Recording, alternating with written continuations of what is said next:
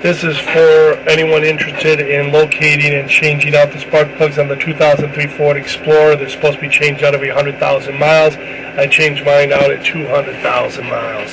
This is for the vehicles that survived the massacre of the innocents, known as cash for clunkers. This is a diagram showing you where they're at on the engine block. They're in recessed holes about 3 to 4 inches deep, and each individual spark plug has its own coil. The next picture or video will show you where it's at in the engine compartment with the protective cover off. I already removed the air intake assemblage before this. You can get to the ones on the driver's side, but I don't think you can get to the ones on the other side. So I removed that, which is fairly simple. It's just a clamp, and here you can see where the actual coils are located on the engine block. Now, what I would highly suggest that you do is you get an air compressor before you remove any of these and blow out all around on the engine block the area. Now you can see down there, there's the hole that at the bottom of which is the spark plug, and the rubber extender has the coil in it that fits on the top of the spark plug. On the coil itself, there's a hole which is a brass retaining screw goes into. Don't over tighten those. This is the extender I had to use in order to get the spark plug out. Now what I did with this is that I wound up getting that stuck in the hole, so I had to, because it wouldn't extract. My socket assemblage came apart with my extender.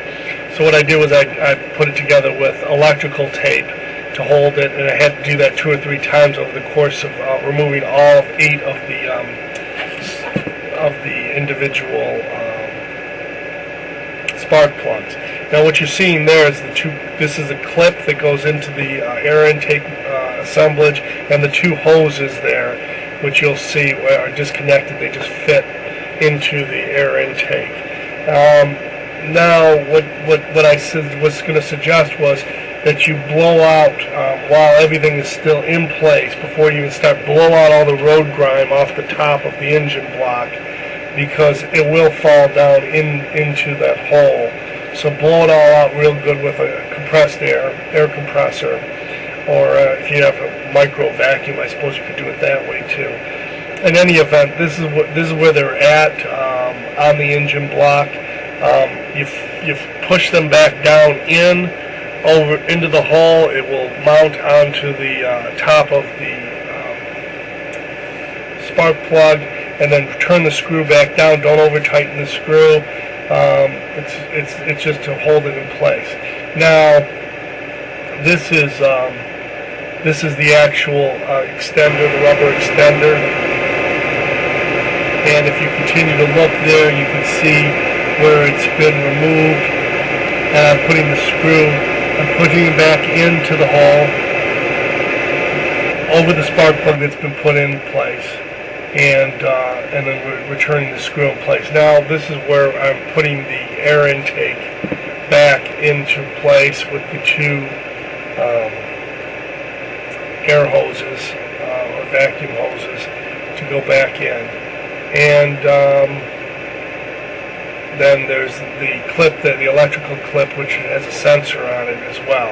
As you can see up to your right, I think I zoom in on it here, there's I'm putting those 2 hoses back into the air intake, and there's a clamp that goes,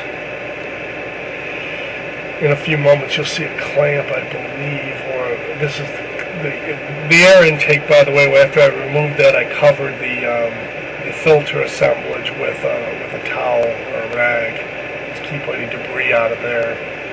And there's the clip is right in this general area where the sensor is, and I think you're going to see, it just goes to show you that it goes into 2 clips there. If you've ever had to change your air filter, you know about this. And then there's 2 clamps that hold down the cover of the air intake. And I think I zoom in at this point on there's the clamp for the air intake hose. This is just wrapping up, putting the air intake assemblage back in place. There's a clip there with the sensor, as I indicated, that needs to be redone. Make sure it's seated properly. Now to seat the engine cover. That's that. And for all of you who have these cars, I appreciate you dropping me. I did a Google demographic on the people who are visiting this site. We're all the same age, and we're all men, and we're all, I think, on the same boat. So any help you can give me, my hydraulic lifter on my hood is starting to go, so I don't want to replace it, so I use a piece of wood to make sure it doesn't slam down on my head, which you should do as well. Other than that, this is the number of miles on this old Betsy. It still fires right up. It does start very nicely, and that's the mileage. If you have comparable mileage, give me a shout out and put it online. These are the spark plugs that were replaced. Thanks again, and good luck to you in all your endeavors, and go Ford 2003.